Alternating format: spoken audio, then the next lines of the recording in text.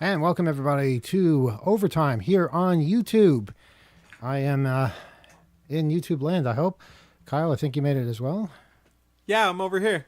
And Rob, are we actually on YouTube? And did you and Gila make it okay? We are indeed on YouTube and sounding good. And Gila and we I are here. Yes. And Alex, where the hell is Alex? Alex? Alex, I can see Alex's chair, but Well, there's that's no Alex not in enough. That's not enough. We need what sits in Alex's chair as well. Well, if anyone wants to say anything about Alex that we don't want him to hear, now's the time. Yeah. There he is. Okay. Glad you could join us, Alex. I heard that, Rob. Yeah, I think- I did indeed. Yep. I think he went out to the lobby for some No, refreshments. you have a refreshment in your hands. I do. I've got a beer in my hand. You got to get yourself set up for overtime. Well, You gotta get unfortunately, All the accoutrements. it's not legal to drink on YouTube for if you're running the YouTube channel.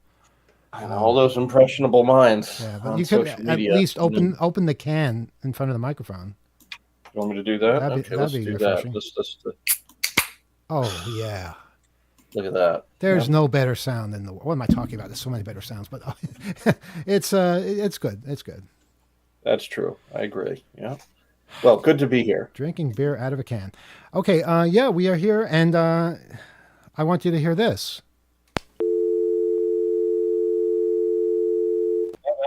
Didn't hear Is any that hum. an A? That's an A, right? Is a dial tone an A? Is that? I don't know about that. Who has their microphone up or their speaker? Alex, you again. You're not wearing headphones. You have to wear headphones. Is it? What do you mean? You're hearing an echo? Yes. You didn't hear an echo before. Well, Really? I'm hearing an echo. Did you hear an echo, Kyle? Well, I don't know. We were doing a couple things. The phone may have our audio going No, back. no, I had it down. Oh, yeah. And Oh, Alex, okay. It's not related. You're missing the point. Alex does not have headphones on. Whenever he doesn't have headphones on, we get echo. So I tie the two together. Well, I wouldn't say it's echo. I definitely heard us looping back. Yeah, Okay, it's looping back. feedback Fine. I or- hear yeah, my yeah. voice 2 seconds later. So it's frustrating as hell. Well, he'll be Okay, quick but I on the didn't- draw. I didn't have headphones on for the entire show, the live radio show. Well, I you didn't did have something head- different. You're Is it- doing something. I don't understand it. It's not my head. He's bargaining. Is it still? It's not doing Are it you now. still hearing It's not doing. Do you want me to just say when it happens next time? Yeah. Well, I think it had something to do with the dial tone. I think it was. You think so? Okay. Well, that's why I was suggesting we bring, are no, going to send it. bring the dial tone It's back. for the Kyle. caller's benefit. Bring so the that we dial can- tone back. Okay, but talk over it and hear. I want to hear. Yeah, I'm talking now. I don't hear anything. I'm turning it down, and I'm talking. Yeah. Do you hear anything? How about No, Alex? I- Because that's a separate. Yeah. Yeah, the different channel. I'm going to just keep talking. Turn it up and have Alex talk. You know what? This is ridiculous. Yeah, let's wait till we're actually trying to talk to someone. I can't swear that people outside of me are hearing the feedback or whatever, but I'm hearing it. And I it's- thought I heard something momentarily, but right. I hung up at the same time as you were talking. To okay. Alex. Yes. Okay, Rob. well, maybe we can be of assistance because we heard the echo, I think, Oh, early thank on you. when you noticed it. It was your voice echoing back through Alex's connection because Signal puts a little border on and lights up whichever person is it's getting sound from. Oh, Huh. So, yeah, I think the reason it happens sometimes and not others is just because whatever echo cancellation thing is going on all of our individual computers, the algorithms are kind of unpredictable and random, and sometimes they drop out or work less good for a moment. And wearing headphones, we're not subjected to that because the sound from you guys is not ambient in our room here. But I do apologize because after the dial tone started, I did get distracted. So I was not paying attention to the echo because I was singing inside my head. I need to do that. So I was singing Never There by Cake, which, as we all know, begins with a dial tone. well, I'm glad everyone is beside themselves that the dial tone is back in a temporary fashion. This isn't permanent, and I can't promise it'll work. But what will work is 802-321-4225. Yes. You could also avail yourself of the toll-free number. It's 833-755-2600. And as we have been mentioning, Kyle has been hard at work fixing the hum that has plagued us for the past 2 weeks. Don't build up their expectations. It's gone, You're Kyle. too generous. We just proved it's not there anymore. I know. I mean, I could bring it up. It's and, better. Doing this last 2 weeks, you'd hear a hum. The benefit of this configuration is I can slam the phone down when. We have a new phone too. Yeah, you want it? Well, we can tell people. It's not a security violation to tell people what caused the problem. You can also pick up the phone, can't you? Yeah, one of the hybrids broke. I'll finish the story later. Hybrid broke. Okay. Wow, you have to physically pick up the receiver. Okay, that's but kind of. It's not connected to anything. You have a receiver with no wire. That's kind of cool. Well, the headset wire is part of the other hybrid. Anyway, caller, hi. Yes, good evening. You're on Off the Hook Overtime. Go ahead. How's your night? Yes, hi. I have a two-part question. Will there be any talks at the Hope Conference about the Omni card? And the second question is, have any of you guys used the Omni card, and do you have any either horror stories or good stories about it? We have used the Omni card. Kyle and I have used the Omni card many times, our own Omni cards. I imagine everybody here who's a New Yorker has also used it. I'm very impressed with it, to be honest. The one thing I don't like about the Omni card, and I like just about everything about it, including the fact that you can't go, was it more than 12 or 13 rides in a week before it's all free because there's a maximum amount you can pay. But what I don't like is not knowing if you got a free transfer or not. It just says go on a bus or go on a train after you've already ridden on something else. So you're not entirely sure if you're getting credit for if it's a transfer or if it's a new fare. That is my only note. Okay. I know many years ago there was a talk at the Hope Conference called Hacking the Metro Card, and I'm wondering if anybody's going to do something called Hacking the Omni Card. Yeah, I don't know if we've gotten a talk for that yet. I'm not up on all of them, but it's definitely one we would welcome. Let's put it that way. And on the subject of talks, we are still it's still open. You can still submit your talk and panel ideas for the Hope Conference, which is August 15th through 17th at St. John's. And just go to hope.net and go to the talk section, and you'll be able to see what it takes, how to put together a proposal and send it on in, because we've gotten a huge amount of people interested in giving talks. We're further along than we've ever been in that department. Again, I've said this the last couple of weeks. We do need more people to buy tickets because this whole thing doesn't work if not enough people buy tickets. So the enthusiasm is out there. A lot of people want to come. A lot of people want to speak. A lot of people are presenting workshops and are representing their villages and all kinds of things like that. It's going to be a whole lot of fun.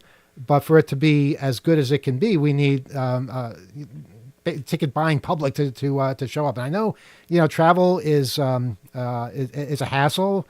I know coming from overseas is almost impossible. And for people who want to support the conference, that's why we have the virtual tickets, so that you can be a part of the conference and not have to worry about going through customs and border patrol and all that, if that is an issue for you.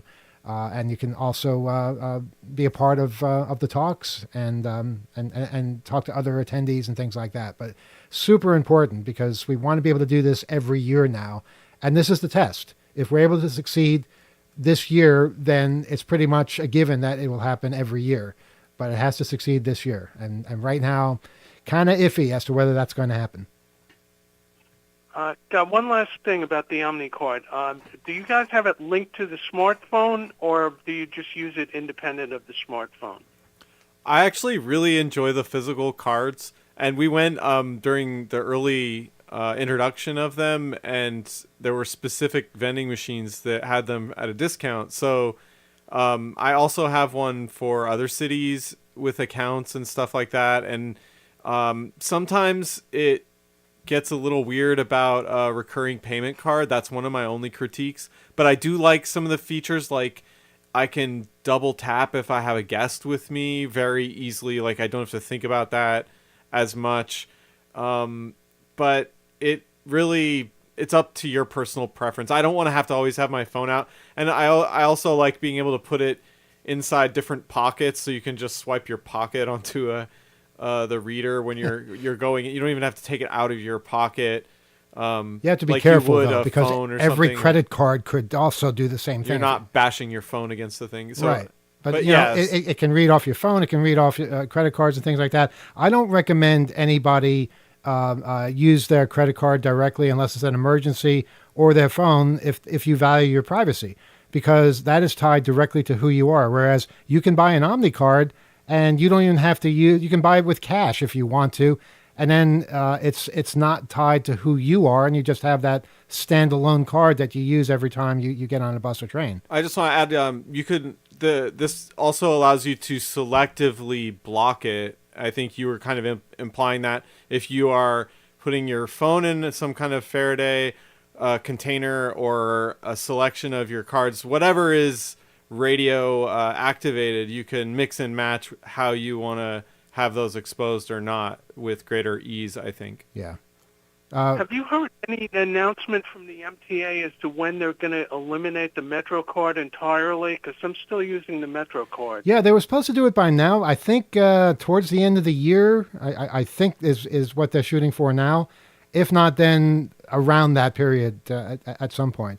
Gila, go ahead. Okay. Gila, you're muted. Oh, I'm sorry. I muted you. Sorry about that. Go ahead.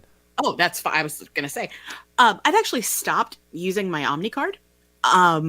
There are not enough pieces that are giving me the information that I need. So I stopped using it and transitioned to using the prepaid benefits transit card that I get when I get paid on my phone. Because after, I'm not taking full credit for this, but I will say that after we pointed out some of the security and safety flaws inherent in the Omni system, right? You could look up all the trips somebody had taken if you had their Omni card number. Not anymore. Nobody Not can anymore. do it. Yeah, I can't look up my own Right. trips. Right. I find that incredibly frustrating. I can't tell how close I am to the fare cap. And because the Omni, when you tap it, does not give you the balance, Yes. which I think is one disadvantage of the Omni versus the Metro card. So I quit and I just put the prepaid benefits card on my phone, and that's what I use to tap. Well, it's good you have In and out. options. You can do that. You can go from one system to another. It's pretty versatile that way. Go ahead, Rob. Yeah, the caller mentioned the MetroCard talks at Hope, and I did just want to give a shout out to the two MetroCard talks that were done at Early Hope conferences were, of course, done by our good friend Jim, who is sadly no longer with us. But, he was working as Red Balaclava at the time. He was a part of this program for many, many years, and we all miss him a lot, but his talks are still up on YouTube on channel 2600 in our catalog of past Hope Talks, and they're still worth checking out. I think there's probably stuff in there that you could translate to the OmniCard ecosystem, just because the MTA has not changed certain things, I think, too much. Mm-hmm. Any other questions, caller? No, you covered it. Look forward to seeing a talk about it at some point, and I guess I got to get myself an OmniCard one of these days before You will sooner be rather than later. you'll be assimilated into the Omni system. Yes. All right, thank you. Have All right. a great night. Thanks. Take care. And again, more info on Hope. Hope.net is the website, and you should be able to find everything you need to know. Gila. Quick greetings to the 46 or 47 people who are hanging live with us right now in the chat. And Emmanuel, I have a question for you from its chat relay. Any update on the 2600 voice BBS project? Oh, Asks Lord. Tom Mitchell. Well, here's the thing. There are so many projects. So many projects. Why are you pointing and laughing, Kyle?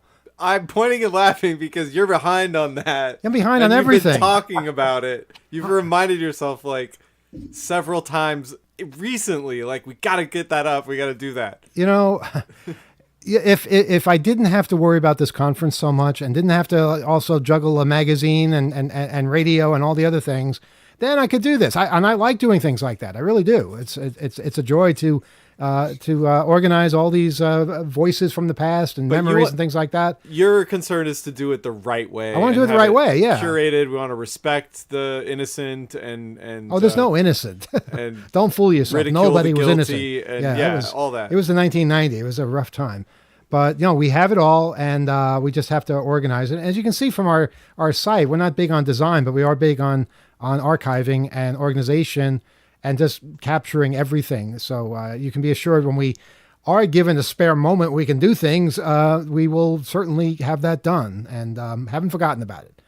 Just add it to the list. Any other questions? Any other concerns? No? Okay. Oh, go ahead. That's all we got for now. All right. We have a phone call?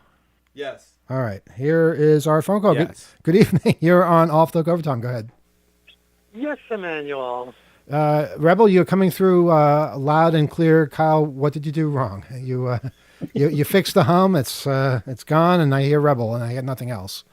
Oh, I didn't see that. Yeah, you know what? The thing I used to identify it's in a different spot. Rebel, how are you? Look, it is What's on your mind? Okay, I just like to have some phone things. Well, that's a twist. Okay.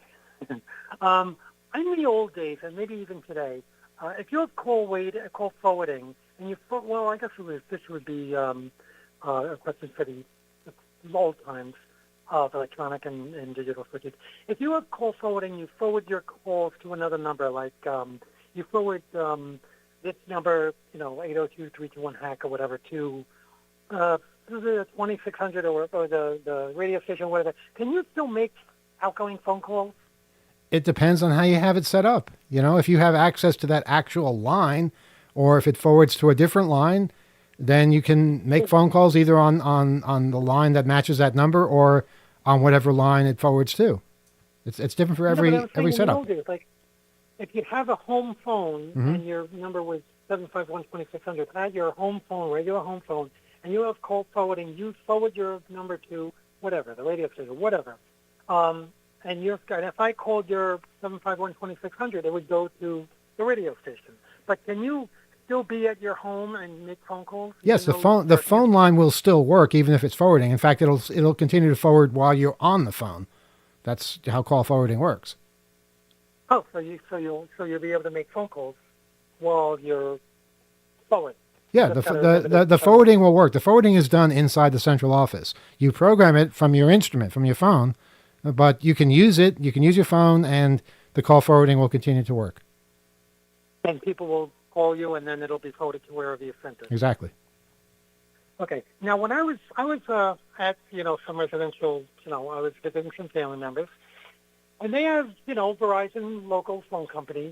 They have a regular wired line phone, and I was testing some things out. I dialed 0 and got a Verizon operator, and dialed 411 and got information from Verizon. But then I dialed 00 and got a recording saying your call cannot be completed. Then I figured I'd dial 10288 or 1010288, and still the call cannot be completed. Why is that? I mean, I thought you were able to, select the long distance company. Well, it depends how the long distance company has decided to deal with carrier access codes, if they still support that. So did you dial 1010288, which is AT&T? Yeah, for AT&T. Okay. Did you try other carrier access codes like 1010333 perhaps?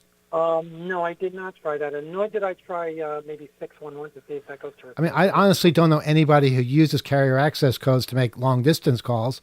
So it's possible that very few people make use of this service, and I would bet that very few long distance companies actually are using that anymore as well.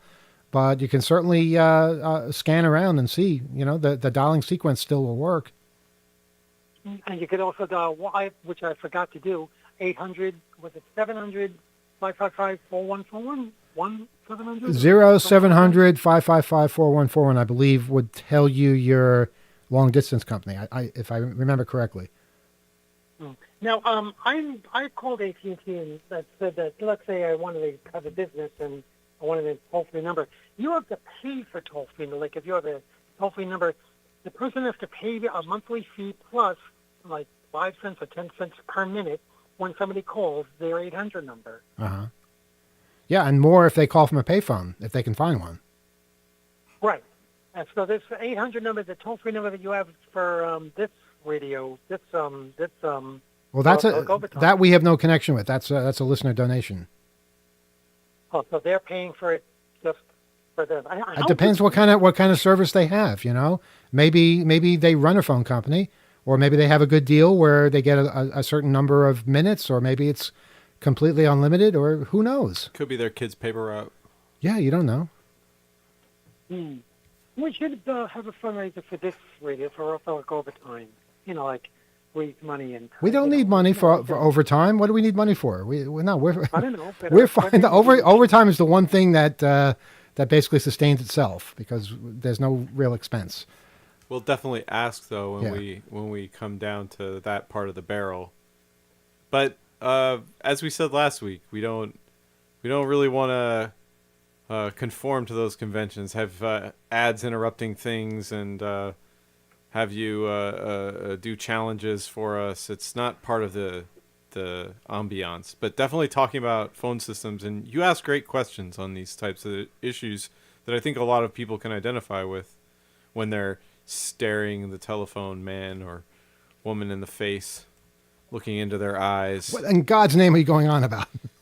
The telephone man or woman in the face? Yeah. Wow. I'm not just And picturing. they're knocking at your door when you're trying to solve a problem. Any other questions, Rebel? Let's see. So, I guess that's.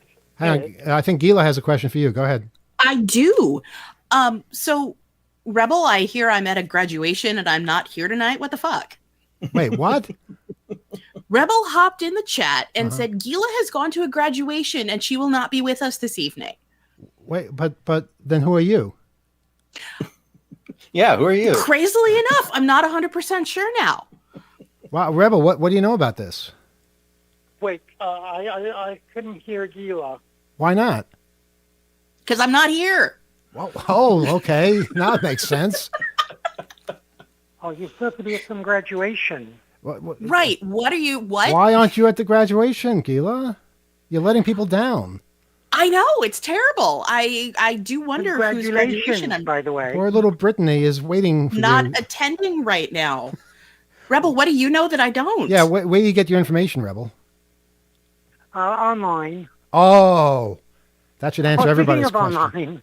Speaking of online, I was listening to some Rebel, if that's an attempt to change the topic, it's a very poor one because we still want to know why you're spreading misinformation, possibly disinformation about Gila. I am curious. I thought she was going to a graduation. And where did you hear this? I don't know. I thought I heard it in the chat. Can we pull the chat, please? Yeah, pull the okay, chat. so I He's just gonna opened the cite chat himself. Go all the by way saying, good evening to one and all. That was the first thing in the chat this evening. I said, good evening to one and all, which apparently meant I'm not actually here. I went to a graduation. Well, that's what somebody giving a graduation speech would start with.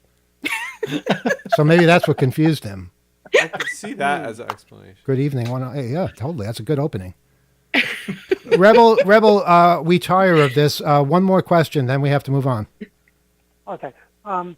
When you take pictures at private places like your home or office or work or something, do not use the location feature on your phone because I hear that, if you post it online to Facebook or some other platforms, some people who may be able to know what they're doing can get the metadata from the picture. In other words, they can not only get the picture of, like when it was taken, but maybe like the location, what kind of camera was used, what kind of phone was used. Well, okay, this is good reporting there, Rebel. Can you tell us how to turn that off? I don't know how, but I heard a okay, video. then sit back and listen, and we'll tell you how. And did you want to say it, Kyle, or do you want someone else to? Well, I know there's a couple different things here that I think are worth talking about. Specifically, that is true. Turning location off on your device is one step, one layer of protecting where a photo might be coming from as far as what can be taken from the file itself. Some of the platforms also obscure this, and they do that as a courtesy, but I would check. I would run a test with yourself somehow. Take a picture of something blank and try to upload it, but don't make it a public post and then download it, maybe. Things like that. Try to run a test of some kind to be sure that it is working, or otherwise verify that that is actually something one or the other platforms are doing. And when it comes to AI, I think what I was talking about this, and I was thinking about this in general. The content of a file, even if that was stripped, there are other programs you can use to remove the metadata in a general computing environment, like on a regular computer. Once you have just an image that, say, was originally never encoded with a location because you turned your location off and so forth, did everything you could, it could look at the environment, and there's ever better tools to use to figure out where and at what time a picture was taken, and in either case, visually, if it was taken in a distinct location, or if there is information encoded in the file itself, when you're putting it into the type of tool like an AI chatbot, some kind of large language model, that machine learning could repurpose that or use it, or otherwise make it available to others that use it, or even yourself. If it's personalized for you, you have to know and be aware of how that model might take that information into consideration for you and others, and or the people behind it. And I think that warning was very clear when a lot of these services were starting, but they don't pop up regularly to remind you of that. So, are you saying that even if you turn this off on your phone, on your camera, there are services now or skills that are being developed that can identify, just based on how a picture looks, where it was taken, maybe even when it was taken, and that soon it might not even be up to us anymore? Yeah, I'm saying both machine tools that are automated, and also just people that are curious or do this for fun, which it is a thing. They can use some of their own tools, their own favorite thing to do, to try to put it together as a challenge or a puzzle. So those are all factors in the types of imagery that you're sharing publicly. There was a website, I played with this once, where it would just show you a random image and you had to try and figure out where that was just based on the picture. I was kind of good at it. I would usually get the right continent, but it is a challenge, and there are little subtle clues, like the kind of earth, the kind of trees, the kind of road markings, things like that. So it's definitely a skill, but apparently with large language models, it'll be able to be done in a fraction of a second and take all the fun out of it.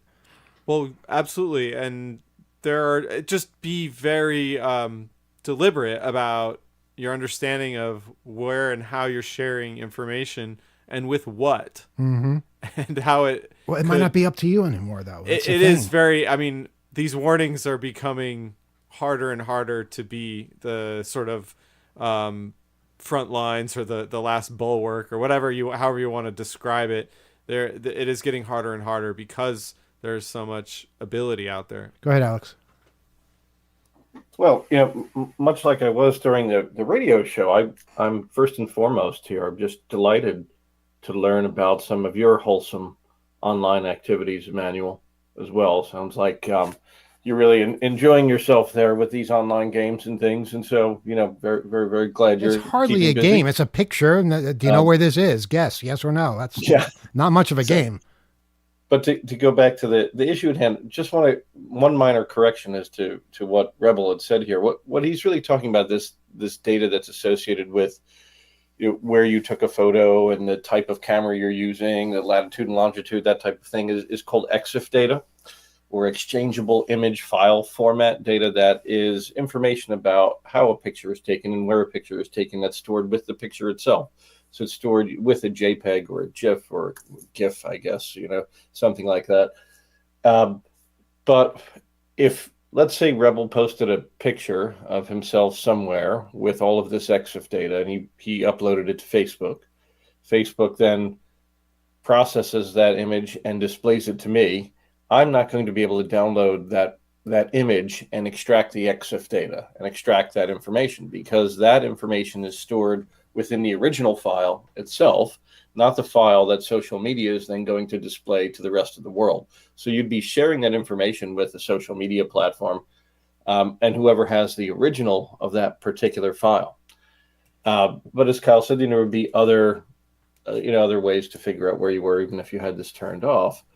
But it is kind of fun to play around with the extraction of EXIF data from any type of file as well, whether it's a PDF or some kind of image file. And a really great tool to do that from the command line is something called EXIF tool. And it's just a binary that you can download and very, very easily extract metadata from basically almost any file. It's really kind of interesting to see what is stored along with Word files as opposed to PDFs. And it's kind of neat. I hope that answers your question, Rebel, because it's the last question that you have for tonight. Yeah, but what if I put up a picture of like the 1980s or the 1990s? Then what? They can't find out where it is. It can tell by the type of film. For one thing, it'll tell you when. I've used artificial intelligence to analyze pictures, and it can basically tell the era based on clothing, based on cars, based on, like I said, the type of film that's used. Yeah, a lot of that image recognition and other tools are able to see things that are very small that you might not get at a first glance, or you might not understand in context. You're talking, I know you've done this a couple times, but there was an antique book that had some old pictures in it that we scanned, and then I think you ran some through. I'll tell people this. It was a first edition of The Jungle. Correct. By either Sinclair Lewis or Upton Sinclair. Sinclair. I always mixed them up. And inside that book were about a dozen large negatives, bigger than I've ever seen negatives. 4x5, large format. Yeah, it was bizarre. It took us a couple of years to figure out how to scan those and make them into something that we could actually see as a picture. It also wasn't very high priority, but I figure it probably was something that dated back to when that book came out. And sure enough, when we looked at the people, they were dressed in like turn of the century attire. They were at some kind of place in the country. And, we processed it through one of the large language models, and it gave some good theories. It's a time period and things like that, the part of the country, et cetera. But we're no closer to figuring out who those people were. I don't think it was Upton Sinclair, though. But you think about the time it takes to do that, it can become a lead to use other technologies and combine the effect of them. This is what a lot of intelligence agencies do. But once you have digital copies of the individual's faces, then you could start introducing stuff like facial recognition. And that's becoming, ever more affordable and accessible. So the combination of tools like that and other things with geolocation are really evolving in fast and interesting ways. So you're very, very right to ask about this, because this is a consideration when people are having phones confiscated when they travel or things like that. If you have original copies of things, that's bits of information that would be potentially saved and could jeopardize some of your privacy. So it's definitely an important conversation. Rob, I'm going to get you in a second. I just want to take this moment to say goodbye to Rebel. Thank you for your questions. We're going to open up the phone line for somebody else, and we'll talk to you in a future show. All right. No, I guess no comment from him.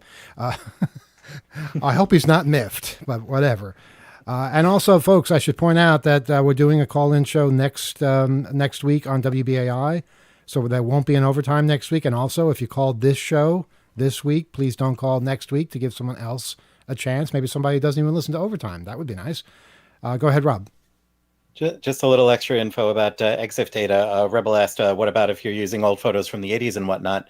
If you're scanning in old photos from film or paper, the EXIF data will then very likely contain information on the scanner you used, when you scanned it, possibly the username that you're registered on your software, your computer, or whatnot. So there is other data that can identify you in a scanned image, so just be on the lookout for such things. You can't hide. And by the way, let me give out the phone number, 802-321-4225. The phone lines are now open. Go ahead, Gila. I do want to push in a question. Also, first of all, I want to thank the chat. There was a lively discussion about whether I am in fact an AI, and and then okay. So the question we received, and I'm reading this as we received it. What's your thoughts on XMR and the government trying to censor it? I think That's the question. I think that's talking about Monero XMR, which is a cryptocurrency that's known to be used in a lot of illicit transactions because it's a closed ledger type of system on the blockchain and defies trackability. I don't know a lot about what's going on with that. I think that or rather, if the government is trying to crack down on it, it's really doing it through like KYC or AML type of perspective, through those types of compliance requirements for know your customer and anti-money laundering regulations. So I think what they're trying to do is just basically make it unavailable in the United States by not having it be traded at all on major exchanges that with which Americans can interact. So I think that's what they're trying to do, is just try to kind of crush it into oblivion. But also my understanding is I think there was a pretty recent price spike in it because of, I actually don't remember what caused it, but I think there was some really significant movement in it. So that could be another angle by which they try to regulate it as well, that it could be too volatile for people to be holding or something. So yeah, weird, but I wish I knew more about it, but great question. All right. 802-321-4225 is our phone number. I believe the phone lines are open still, Kyle? Is that true? No. Maybe it's not true anymore. The phone is ringing. Okay, well, let's see who is online. And welcome. This is Overtime. Good evening. Hello, this is Lou Aichu from Washington, D.C. I still hear a little bit of the hum, actually. Interesting, because last week you couldn't hear the hum, but we heard the hum. Oh, wait, no, never mind. It's interference from my own analog. Oh, that's a relief to hear, because yeah, our in and out a second, but nope. Our phone line not your fault. It's fine, sorry. is clean as a bell this week. This is a temporary Yeah, setup, but we're trying to do better. Yeah. So what's on your mind this week? Yeah, all right, so about EXIF, the newer iPhones do a pretty good job of allowing you to remove excess EXIF data from photos and videos you upload.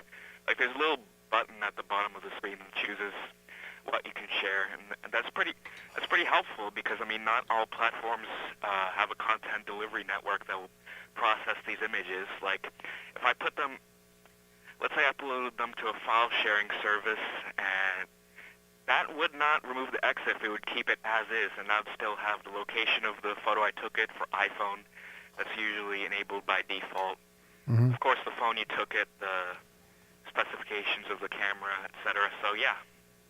I just wonder if somewhere in law enforcement they're trying to figure out a way that they can override these settings on a suspect's phone, where somebody turns it off, saying, "Yeah, I'm safe now. My pictures won't have any metadata in them," and Detective Sipowicz can just say, "Oh, you know what? We're going to override this using this particular Trump era law that was passed that allows us to just sneak into the settings and turn it back on, and they'll never be the wiser."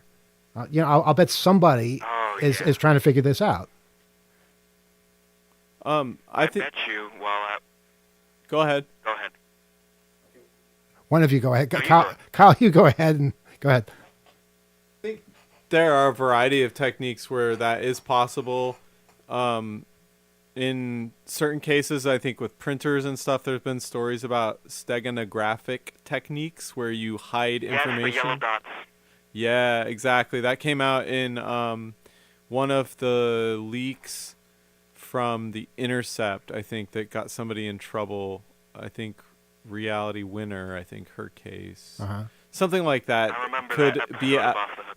yeah, some of that stuff could be at play in any given situation. This is where that's a different level of I guess expertise as far as extracting information, finding out if that is indeed something that is incorporated into the design of the phone's camera or any kind of camera. But that I think would require a little bit more as far as filtering, let's say, like what is becoming more popular with some of the AI and machine learning models is to poison photos so that they cannot be easily understood. But in that case, I mean, that would need like a little bit more academic research and some understanding of where that's been applied. But you got to imagine stuff like that could be possible. But it's why it's, I think, good to get in healthy habits as far as the removal of EXIF data as just a first layer of obscuring things that you want to keep that information sort of away from being made public in some way. So if you have a particular photo that needs to get out, but you don't want it to be as easily traced, you might look into some mix of different tools to reprocess that image. And just as simple as like with the case of using a scanner for old photos, like Rebel was talking about in the last call, you could just resave them without any of that data, so it wouldn't even say anything about your scanner. You'd just be talking about a file that was created at a certain point, and maybe you could even change that date. You know, all kinds of techniques, and depending on how serious a threat or what you're concerned about, you'd have to employ all of them or some combination, and you'd have to rigorously go ahead and look for puzzles and patterns like that if it's something that's being encoded visually, and so on and so forth. So you can read a lot more about all of those kinds of techniques and where they've been employed beyond just the few minutes we have here. Right. That reminds me of when a couple of years ago when people figured out how to decensor pictures and videos that were censored with a pixelate filter. That's pretty interesting because that should be a destructive, an operation that cannot be undone, but turns out it is using math. I think the only safe way to censor graphics is just to put a big black box all over it, and it's crude. Yeah. And TV definitely won't like it, but I mean that's the gold standard, and the easiest way to do it, less computationally intensive than pixelation or Gaussian blur. Has anybody figured out how to unblur Gaussian blurred images? Anyone working on that? I honestly, I don't know off the top of my head, but absolutely stuff that is created mathematically, like effects like blur or the pixelate effect, you would want to maybe reduce that pixelate down to very few numbers, not something that is easily discernible. Either, get it down to like 3 colors or something. The blurs, I think, are also easier. The swirls, those don't work. But yeah, like creating a opaque box or layer, actually removing the content from an image, then putting a box to fill that, then making sure you flatten it. There are lots and lots of instructions on how to correctly redact things, and this has actually come out in public filings and governmental documents that haven't been properly prepared. So it's a wide field of interest. Rob might have an answer. Go ahead. Yeah, there are very interesting things that you can do with blurred and pixelated images to, math works both ways generally. And if you do something with math, you can find math that can help take it back in the other direction. It won't always be perfect. In fact, it will very rarely be perfect, but you'll have something like the original. I remember cases, this is going way back, like in the 90s, early 2000s maybe, where there were photos going around of like sexual abuse material, and the guilty parties were posting these online, but with their faces blurred or pixelated or whatever, and people were able to undo the blurs to get enough of a look at what the person looked like that they could be caught. Now, when you throw things like generative AI into it, the keyword is generative, where that's a computer generating stuff that it thinks might be there, and you can't trust that as evidence of anything, because that is like new information being added to the image that may or may not be based on anything that is trustworthy. So generative AI is something that's being used to create really unreliable looks at what might be under the blur, but pure math can take you a lot of the way there in a surprising amount of cases. Does that answer your questions, caller? Caller, are you still there? Right. Okay, does that answer your questions? Oh, yes, you just cut. Yes, there is just a bit of a problem with my connection for a moment. But yeah, it seems like magic. You shouldn't be able to undo these things that seem undoable, but they actually are. Mm-hmm. On another note, I mean, I'm pretty skeptical of the AI models that supposedly are able to predict, what, how do I phrase it, where your image was taken, yes. Mm-hmm. I have a lot of pictures on I use a pretty old digital camera. It's maybe 10 years old, and it doesn't have a GPS, and I use a lot to take photos of my equipment because I do solder and stuff, and I need to take photos for reference. If it's just a picture like of my house, my shed where I have all my old computer stuff, is that really something? Is it really possible to tell where that was taken if there's no access, no GPS or anything? I don't think so. It's a different story, however, if you're taking a picture of your house. A lot of people out there are pretty skilled actually at deciphering an address just from a picture of the house, finding out where it is.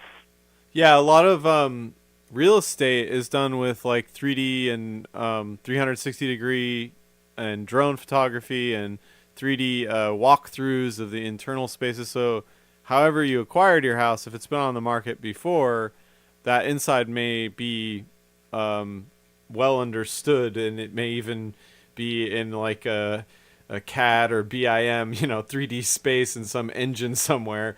There's a lot more possibility now because there's just the ability to encode our spaces outside and in digital form and catalog and organize it has just grown so exponentially. It's so affordable. So yeah, you may have a particular space or a particular part of a building that you're in that hasn't been seen anywhere ever in a digital way. But the further out into common spaces you get and the more published that space has ever been, it may get harder and harder. It's only going to get more and more sophisticated. Go ahead, Rob. An interesting case happened some years ago with a pop star in an Asian country. I don't remember if it was Korea or Japan or somewhere, but it was a famous pop star with a lot of, say, obsessive fans. And one of them took a photo that she had posted to social media, zoomed in on the reflection in her glasses, which had a view out her window, matched that up with basically manually going through the area where she lived on Google Street View, and using that to figure out where exactly this celebrity lived. And, that's one person out there who flipped their wig and decided to be that obsessive about it. But it is an example of what you can do with a lot of effort. And you don't even need any kind of AI or computers to help you with that. Now that is a stalker. That is a proper stalker. Yeah. Any final words, caller? We gotta move on. Right. About Hope, I won't be making it to the next Hope conference. The stars have not and moons have not aligned. Hopefully, the one after this one. But Okay. I actually, what? I said okay. Yes, right. Let's see, which one? The last one. Yes, I actually broadcast it over analog TV. It was pretty fun. Oh wow. Coming up with the setup for it. Uh-huh. Interesting as well. I think I heard about that. You remember that? Yeah. Cool. Well, you can still participate remotely as well. We have virtual tickets, and the whole thing will be online. So hopefully we just get enough people to make the thing worthwhile. So that's what we're working for right now. Yes, of course. I like to I like to talk a bit about the equipment I use because it's pretty remarkable how cheap some of that stuff is. Let's see, well, first of all, my choice to broadcast it over analog TV. I probably won't do that again, mainly because of the complications of finding equipment that can still operate in those bands. A lot of digital TV once it went digital, they moved over to UHF. Right. And of course, with the digital system, it's called ATSC. You can just tell it to display whatever number you want, and that doesn't reflect the actual frequency that it's been transmitted on. Right. Yeah, the virtual channels and the actual channels. I learned a lot about this, actually, because we've been experimenting with over-the-air digital signals. And it turns out what you say is right. A lot of stations did move to UHF because, unlike with analog TV, VHF is now at a disadvantage, and you get less coverage than with UHF. So the old UHF channels, those frequencies have a big advantage. But it's, I have to say, it is so disappointing because the signal strength does not match what used to be the case with analog, where you could get something from a distance. Here, you pretty much have to point directly at the place you want to receive a signal from and hope that something's there, and give up all the other directions that a signal could be coming from. I don't really think we gained very much from that transition. Yes, of course. It's a signal that is digital in nature. You either get it or you don't. There's no in between. And it's like the area code plan. They don't mean anything anymore. Right. So it is with digital TV. Some of them, if you have an option to show the real frequency on some TVs, which is pretty useful. But I mean, some people even break out frequency scanners just to see exactly where these channels are, and that's important for pirate analog TV because you want to make sure your signal, of course, isn't interfering with anybody else. But I mean, like I said, I won't be doing that again for Hope because I don't know anybody here in my area is tuned to analog TV. If I do it again, I'll probably do just a pirate FM because think about it. A lot of people here still have cars would have an FM tuner built in. Of course, yeah. But you can find people who have digital TV just by walking through your neighborhood and looking for TV antennas. Right. Outdoor antennas. Then there's the question of are they used or are they not anymore? Some people get cable and those antennas are no longer used. True, right? but digital antennas look a little different, and if they have those, that means they at least tried after the transition. Well, you can use a regular VHF, UHF, whatever antennas you use for analog, they'll still work for digital ATSC. Okay. Yeah, right. There's not really that big of a difference. It is, like I said, it's more people with their cars tuned to FM tuners. It's Definitely. much more. Yes. Because the whole thing about pirate broadcasting, you want people to actually tune in. Who's going to tune? I mean, this. Yeah. And something else I really want to recommend to people is SDF Radio. Which, Kyle, maybe you could say a couple words about. But basically, you're able to... SDR. I'm sorry, SDR. I got that mixed up. SDR radio, because basically, and you don't have to say radio again, SDR, which basically allows you to listen to a frequency of your choice in a different part of the world. And you can change the dial, and anybody can do this at the same time. It's really incredible. There's one, I don't have the URL in front of me, but there's one service in the Netherlands. SDR.org, that might be it? No, actually it's a .edu address, I think. And it's one of the first ones listed for the web SDR search. It's incredible because you can find pirate stations that way, pirate stations on shortwave that are broadcasting all over the world. You can also find government stations. You can find stations in the United States. You can find data transmissions, and not only that, there are chats for what you can listen to on that service, and explanations about every broadcaster that they have information for. So there are many ways to listen and view from transmissions. But I'd encourage you to keep playing around with and messing around with digital TV as well. Yes. idea of broadcasting it over the analog channels. Thank you. For anybody out there in Washington, D.C. like me, there's also ShmooCon, which I don't think has been mentioned very much on this show. I don't think they're having that anymore. Wasn't this year the last one? Really? That's what I heard. Because I'm not sure. I would expect it to continue, but the last ShmooCon was this January, and I actually forgot about it. I didn't follow up on that, but I think the previous one I was reminded about because I actually bumped into someone in the grocery store who was sporting Shmoo merch, and that was a pretty magical experience to be meeting one of my own yeah, you wouldn't expect that, would you? Yeah, I'm looking at the Wikipedia page, and ShmooCon was an American hacker convention. So, I don't, you know, I'm sad I never got to go to it. But Shoot. yeah, but it just goes to show you got to treasure these things while they're around. Yeah, I would have loved to be there. All right, thank you so much for your call. All right, goodbye. All right, take care. All right, you like slamming that receiver down, don't you, Kyle? I'll do it again. That's a regular Bell phone you got there. You want to tell us what kind of phone that is? I know our last caller would appreciate what kind of phone this is. It's a Western Electric, right? It is. It's a 2500 DMGC. Wow. I think something like that. I'm pretty sure he said he was calling from a 2500 a week or two ago. So yeah, this yeah. one's got some extra features it's not really using, but like it's I forgot what the R key does. Probably redial. Maybe, yeah. What else could it be? It's a button to the left of the star that says R. I'm not gonna press it. No, don't. Well, we didn't dial anything, so. But this was part of another system. It's kind of a miracle that it works at all. It's a miracle anything works around here. We only have a couple minutes left, so if someone's going to call in, they have to do it quickly, and it has to be a quick call. 802-321-4225, and within 2 minutes we will stop talking. And there's a phone call.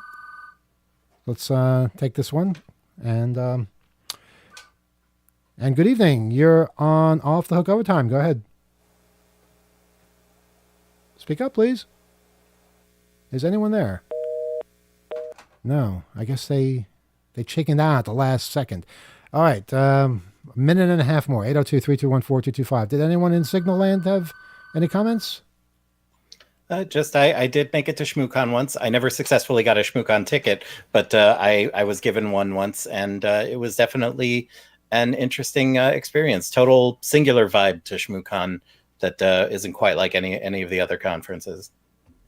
Yeah, all the conferences are different. That's one thing for sure. ShmooCon was unique. Hope is unique. DEF CON is unique. They're all different. Okay, let's take this phone call. Good evening. You're on Off the Hook Overtime. Go ahead. Hello, how is everybody? We're pretty much okay, I think, for the most part. Yeah, I think we're all right. How are you? Good. So I have been doing a lot of promo for WBAI recently because they actually did a benefit concert on May 3rd. And now there's another advertising opportunity that's kind of a no-brainer. The dance parade is Saturday, and it has 100,000 people, almost 100,000 people along the route. And there's this really fun float called the House Coalition Float. And so I reached out to the general manager and haven't heard back from him yet. His email is gm@wbi.org. I'm encouraging him to advertise on the side of the float and then have people flyering on the side, and on it. And it costs $325 for WBI to advertise to the outside, because more listeners equals more money for the station. Mm-hmm. So I'm encouraging everybody to please email him, because so far I'm the only person that's reached out to him, and it's very easy to ignore someone when you're the only one asking them for something. So it would be a great symbiotic thing, because they don't have a lot of sponsors right now. And in Rainbow Gathering Land, we celebrate Interdependence Day, because we realize that we really do all need each other. Very true. So, can you tell us more about this parade? Is there a link to learn more about that? Yeah, so I sent him, actually, it's all events or something. I don't have the actual link, but it's totally like the dance parade that's been around for 18 years. And they're actually like victorious people, right? So they outlawed the cabaret law. So I now only surround myself with victorious people. Wow. So, yeah. Well, that's pretty awesome. Yeah. Yeah. Cool. So yeah, it's a dance parade, and if anybody wants to look up, like Riding on a Float or House Coalition, the thing will come up, like the sponsorship page, and there's like all these different levels, and the one that's the best is the Boogie Down sponsor one, and you get like 3 people to ride on the float, and your stuff, your banners on the side, and they're encouraging. I got in touch with the parade organizer and the float person, and they both were like, bring 2 banners. Yes, we love WBAI. So. And 2 more things. When is the parade, and what route does the parade generally take? So it's Saturday, and I did reach out to the general manager starting Friday. So we really do need people to be like, dude, no brainer. $325, totally reasonable for 100, almost. So, and it starts like 18th Street and like Broadway-ish, and goes down, and then definitely makes a left onto 8th Street, aka St. Mark's Place, which is where the like where that cube is that you can push. It's really fun. Astor Place, yes. Right. Yeah, that's where the grandstand's going to be. And Jeannie Hopper, our old ex-house music. Yeah. I used to listen to her all the time. Dude, she is going to be the MC there. And so you get to like hear about each like dancer as they go by. 10,000 dancers. So you can imagine how many more parade watchers, right? A lot of dancing there. Wow. So we need the WBAI street team like in effect. Yeah, like, totally. There. Team. That's a great idea. That's so smart. Yes. Thanks. And they made flyers, and they're up on the WBI website already, but they're from the, they're like old, so Spanish side needs to be on the other one. So if you look on WBI's marketing and advertising page, you'll see Pete Seeger tribute concert, because unfortunately they weren't able to like correctly label it like WBAI benefit concert. And so if you click on it, the second page, because they're double-sided, like half-size flyers, dig? So unless you click on it, you don't even see the second side. So that's what would be handed out. It would be like English on one side, Spanish on the other, instead of the other side being the advertisement for the benefit concert, because that passed. All right. Well, thanks so much for your support and for the great ideas, and have a blast this weekend. We will. Thank you. All right. Take care. Bye. That's a good note to end on, I think. People trying to help come up with ideas and support the place we all know and love. Each one is a step. It's a step along the way, supporting the station, supporting community, supporting one another, and we absolutely gotta consider getting out there, being visible, having something to say alongside that presence. So that's a great idea. It's a good thing for all of us to be thinking about in many regards. And if you want to support the station in other ways, buddy.wbai.org is the website that gives you all kinds of options, including one of our favorites, making a small monthly payment each month that adds up over the year and makes us all that much more solid as far as being able to survive from month to month. Absolutely. And if you like phone calls, you can call our pledge phone number, which is 1-833-WBAI-NYC, which translates to 833-922-4692 for those of you who like numerals. And there you can become a BAI buddy. You could make a one-time donation. Just let him know that you're calling on behalf of Off the Hook. All right, that's going to do it for us here tonight. I want to thank everybody for listening. You've been listening to Off the Hook Overtime. Write to us, oth@2600.com. And again, next week, we will be doing a call-in show on WBAI from 7 to 8. No overtime next week. And we'll see you back here on YouTube in 2 weeks, 8 o'clock on channel 2600.